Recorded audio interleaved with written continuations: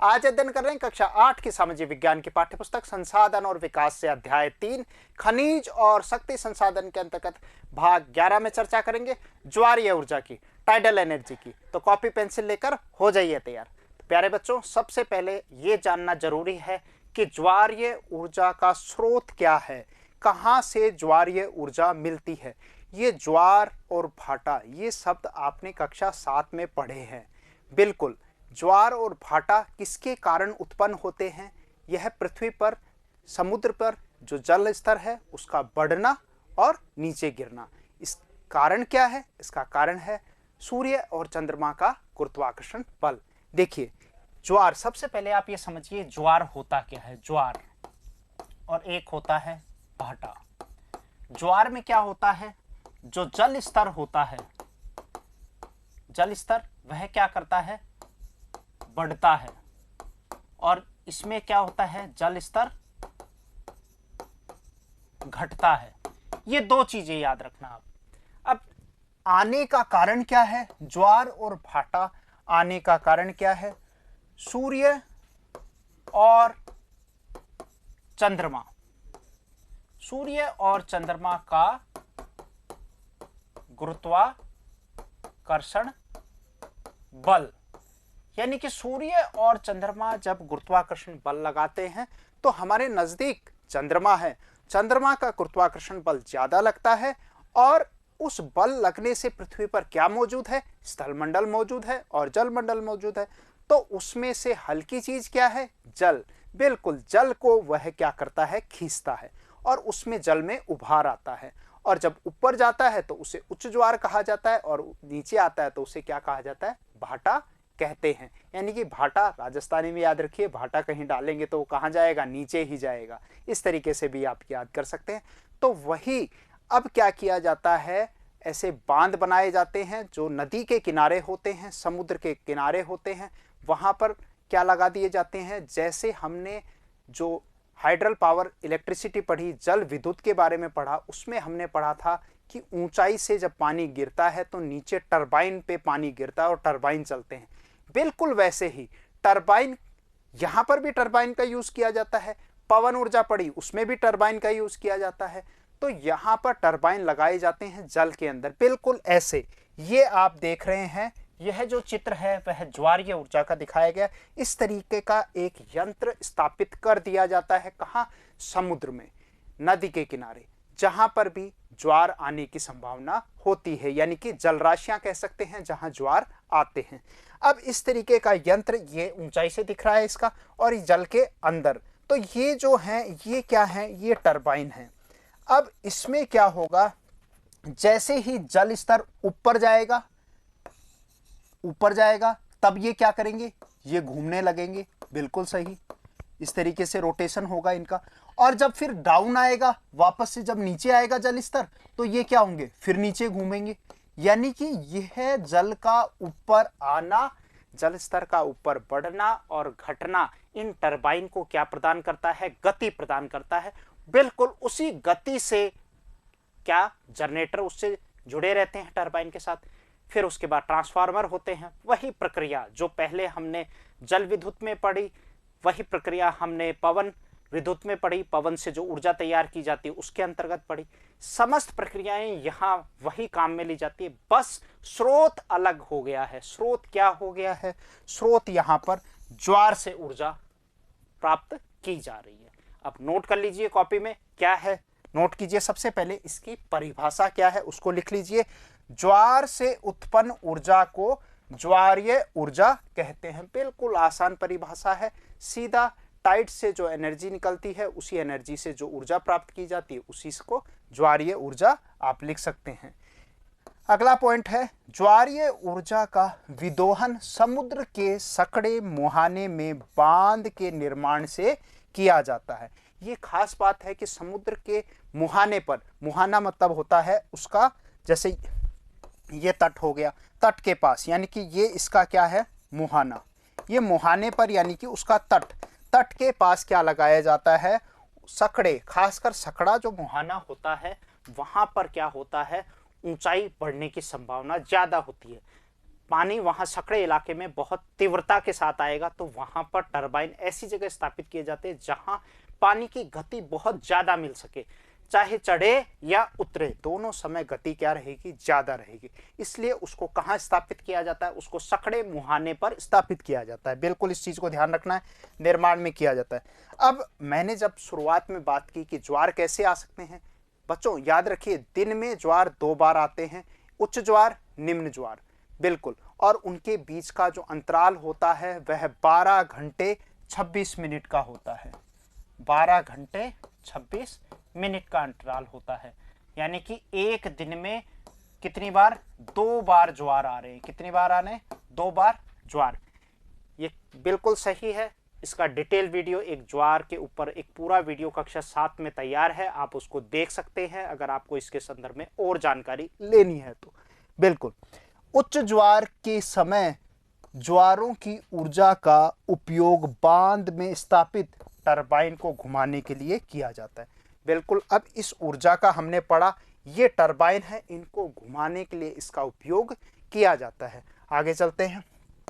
समुद्र में उठने वाले ज्वार और भाटा, बिल्कुल बात की अभी, इनके कारण भी आप समझ गए। सूर्य और चंद्रमा का गुरुत्वाकर्षण बल की मदद से ज्वार मतलब ऊपर जाएगा, ऊंचा, और यहां पर क्या है, इससे ये नीचा हो रहा है, जल स्तर की मदद से विद्युत उत्पादन किया जाता है, बिजली बनाई जाती है। ये इसकी प्रक्रिया जो है वह आपकी पुस्तक में भी बिल्कुल यही चित्र दिया हुआ है।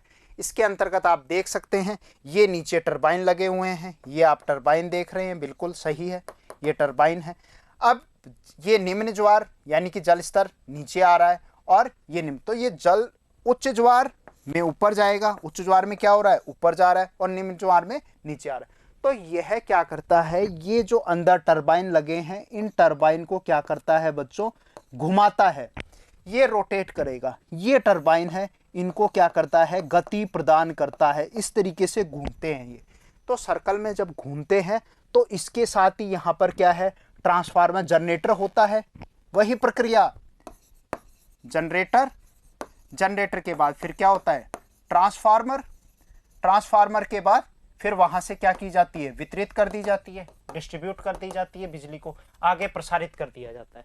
तो यह एक ऐसा प्राकृतिक नवीकरणीय संसाधन है यह कैसा है, असमाप्य है, प्रदूषण मुक्त है, बिल्कुल। और इतना जल हमारे पास, क्योंकि ज्वारीय ऊर्जा बिल्कुल असीमित है, यानी कि आप ये मानिए ज्वार कोई ऐसी प्रक्रिया नहीं है कि ज्वार और भाटा आना बंद हो जाए। बिल्कुल रोज नियमित समय में, यानी कि दिन में 2 बार, यानी कि अंतराल क्या रहेगा, 12 घंटे 26 मिनट। अगर पहला 12 बजे आया तो दूसरा 12:26 पे, यानी कि 2 ज्वार के बीच में 26 मिनट की देरी होती है। उसके पीछे भी एक रहस्य है, उसके लिए आपको कक्षा 7 का वीडियो देखना पड़ेगा, वहां मैंने इस पे पूरी डिटेल बात की है। आगे चलते हैं। भारत में ज्वारीय ऊर्जा की संभावना, यानी कि भारत के संदर्भ में देखें तो मैं आपको जानकारी दे दूं, भारत की जो तटीय सीमा है, ये आप देख रहे हैं, भारत की तटीय सीमा,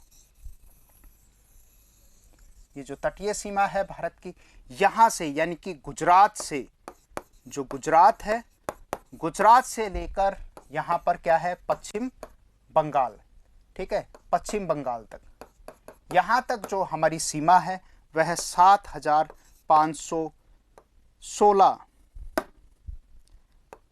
516.5 किलोमीटर, ये आप हमारी क्या है, तटीय सीमा है कुल मिला के। कई किताबों में इसको 7,500 भी लिखा गया है, 7,515 भी लिखा गया है, कोई दिक्कत नहीं है, यानी कि ये हमारी विस्तारित क्या है, तटीय सीमा है। अब आप ये सोचिए कि ज्वार आने की संभावना कहाँ बताएगी, भाई समुद्र के अंदर आते हैं या वृहत जल राशियों में आएंगे। अब इन राशियों में जब ज्वार आते हैं तो वो कहाँ है, यही तो है, ये आपका क्या है, अरब सागर, अरब सागर, और ये क्या है, बंगाल की खाड़ी। अब इन दोनों स्थानों पर ही ऐसी संभावनाएं हैं। तो वह क्षेत्र कौन कौन से हैं जहां इसकी संभावना, बिल्कुल सही, देख लीजिए, लिख लीजिए, भारत में खंबात की खाड़ी, ये देखिए, ये है खंबात की खाड़ी, यानी कि ये वाला जो हिस्सा है ये क्या है आपका खंबात की खाड़ी, ये यहाँ लिखा हुआ है खंबात की खाड़ी। दूसरी कच्छ की खाड़ी, ये वाला जो अंदर का हिस्सा है ये है आपका कच्छ की खाड़ी, कच्छ की खाड़ी। यहाँ पर क्योंकि हमने स्टार्टिंग में बात की कि सकड़े मुहाने, सकड़े तट होने चाहिए, तो ये सकड़े तट है, ये देखिए यहाँ पर इन सकड़े तटों पर ज्यादा संभावना होती है ज्वारीय ऊर्जा उत्पन्न करने की, बिल्कुल सही। इसके अलावा कच्छ की खाड़ी नोट कर लीजिए, सुंदरवन में दुर्गा दुआनी क्रीक के बारे में अभी देखेंगे, वहां पे ज्वारीय ऊर्जा उत्पादन की अच्छी संभावनाएं हैं। ये सुंदरवन डेल्टा है जो विश्व का सबसे बड़ा डेल्टा है, 700 वर्ग किलोमीटर के क्षेत्रफल में फैला हुआ है और कैसा है, सबसे बड़ा डेल्टा है। इसके ऊपर भी हमने कक्षा 7 के वीडियो में बात की है, डेल्टा कैसे बनते हैं। नदी की अंतिम अवस्था में नदी जब अपना जल समुद्र में गिराती है तो महीन कणों का निक्षेप करती है, उससे डेल्टा का निर्माण होता है। आगे चलते हैं। कच्छ की खाड़ी में कांडला में एक ज्वारीय ऊर्जा संयंत्र कब 2011 में स्थापित हो चुका है, स्थापित कर दिया गया, जो कि एशिया का पहला ऐसा संयंत्र है जो वहां पर स्थापित किया गया है। आप ये देख सकते हैं, यह है कौन सा इलाका है, यह आपका कच्छ की खाड़ी है, बताया, ठीक है, कच्छ की खाड़ी बिल्कुल याद रखेंगे। वही जो पहले मैंने आपको चित्र दिखाया था, ये वाला जो हिस्सा है, यही हिस्सा कहां दिखाया गया, ये देखिए। अब ये सकड़े मुहाने पर, ये आप देखिए यहां पर क्या कर रखा है इन्होंने, एक ज्वारीय ऊर्जा का संयंत्र कब स्थापित किया, 2011 में स्थापित हो चुका है। तो अपार संभावनाएं भारत में है, यानी कि भारत की जो तटीय विशाल सीमा है जो कि 9 राज्यों में विस्तारित है, मैं आपको जानकारी, 9 राज्यों में विस्तारित है ये तटीय सीमा। इसके साथ केंद्र शासित प्रदेश भी आ रहे हैं, पौंडीचेरी का इलाका भी आ रहा है, दमन दीप और दादरा नगर हवेली का भी इलाका आ रहा है, अंडमान निकोबार वाला इलाका वो तो द्वीपीय है वैसे ही।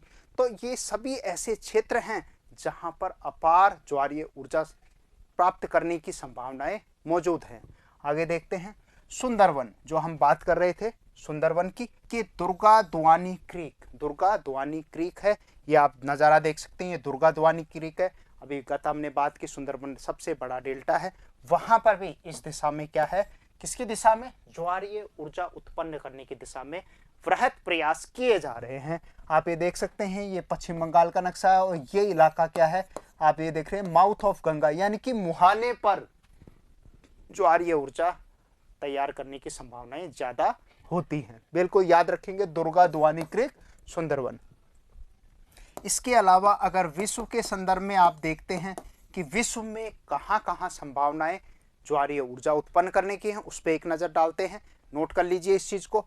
रूस है, फ्रांस है, भारत में कच्छ की खाड़ी में विशाल ज्वारीय ऊर्जा उत्पादन करने के मुख्य क्षेत्र हैं। इलाके कौन से हैं, रूस, फ्रांस और भारत। भारत में भी हमने पढ़ा, कच्छ की खाड़ी है, खंबात की खाड़ी है, दुर्गा दुआनी क्रीक है, कहाँ, बंगाल के खाड़ी के पास, सुंदरवन के डेल्टे के पास बताया। ये आखिर में हम चर्चा कर रहे हैं ज्वारीय ऊर्जा, यानी कि जितनी भी हमने गैर परंपरागत पढ़ी या परंपरागत ऊर्जा के स्रोत पढ़े, सभी की आपकी पुस्तक में लाभ और हानि का एक सवाल बनता है। उसको बहुत अच्छे से एक तालिका के माध्यम से आप नोट करिए, उसको लिखिए और याद कीजिए क्या क्या है लाभ हानियां। देखते हैं, पहला लाभ देखते हैं, हमने बात की थी ये प्रदूषण मुक्त है, यानी कि बिल्कुल कोई प्रदूषण नहीं होता है इससे। और कैसी है, असमाप्य है, यानी कि नवीकरणीय स्रोत है, ऐसा प्राकृतिक संसाधन जो अनंत है, आप ये देखिए। और ऐसी प्रक्रिया है जिसमें कोई व्यवधान नहीं है, क्योंकि सूर्य चंद्रमा के गुरुत्वाकर्षण बल से ज्वार उत्पन्न होते हैं। और क्या स्थिति है, सूर्य ग्रहण चंद्र ग्रहण होता रहता है, उसके का भी परिणाम है ये, उस समय और ज्यादा स्थितियां होती हैं। मैं आपको जानकारी दे दूं, आप ये लिख सकते हैं, जैसे सूर्य है, आप लिखिए, ये एक स्थिति लिखिए जो चंद्र ग्रहण की स्थिति, सूर्य हो गया और ये आपका पृथ्वी हो गया, और फिर क्या हो गया, चंद्रमा हो गया, ठीक है। अब ये कब आएगा, ये कब होता है, ये चंद्र ग्रहण की स्थिति होती है, चंद्र ग्रहण में। तो चंद्र ग्रहण की जब स्थिति होती है उस समय भी, यानी कि आप ये देख रहे हैं कि अब जो बल लग रहे हैं, वह किसका बल लग रहा है? सूर्य का भी बल लग रहा है और चंद्रमा का भी गुरुत्वाकर्षण बल लग रहा है। यानी कि ये जो स्थिति है उस समय क्या है? वृहत उच्च ज्वार उत्पन्न हो रहे हैं। ऐसी स्थिति में अब आप ये देखिए, ऐसी स्थिति के अंदर कितने ज्यादा तेजी से वो टरबाइन घूमेगा, उतनी ही ज्यादा तीव्रता से ऊर्जा प्राप्त की जा सकती है बड़ा लाजवाब। आगे लिखिए इसकी हानियां। हानियां ये है कि जैसे हम सुंदरवन के इलाके में दुर्गा क्रीक को देख रहे हैं, कच्छ की खाड़ी में देख रहे हैं, खंबात की खाड़ी में देख रहे हैं, वहां इस तरीके के यंत्र जब समुद्र के मुहाने के पास लगाए जाते हैं तो वहां जलीय जीव हैं, वह उनकी जैव विविधता को क्या करता है? ये नुकसान पहुंचाता है, उसको थोड़ा डिस्टर्ब कर रहा है। तो ये तो एक चीज समस्या हर जगह आ रही है। जहां मानव अपने कदम बढ़ा रहा है विकास की दौड़ में, वह प्रकृति को कहीं ना कहीं पीछे धकेल रहा है। तो हमें इन सब चीजों को साथ लेके चलना पड़ेगा। तो वन्य जीव आवास का नष्ट होना, जैसे बांध बनाने में भी क्या हो रहा था, लोगों को निवास स्थानों ने विस्थापित करना पड़ रहा था, बिल्कुल यहाँ पर भी यही है कि वन्य जीव जो हैं वह क्या होते हैं? डिस्टर्ब हो जाते हैं। दोहन में कठिन है, मतलब इसकी तकनीक जो है वह बहुत ज़्यादा मूल्यवान होती है। एक बार स्टेब्लिश होने के उपरांत फिर कोई दिक्कत नहीं है, परंतु तकनीक बहुत नई है। कई देश हमने पढ़े, रूस है, फ्रांस है, भारत है, जो इस दिशा में कार्य प्रगति पे चल रहा है। बिल्कुल आज के लिए इतना ही। नमस्कार, जय हिंद, फिर मिलेंगे।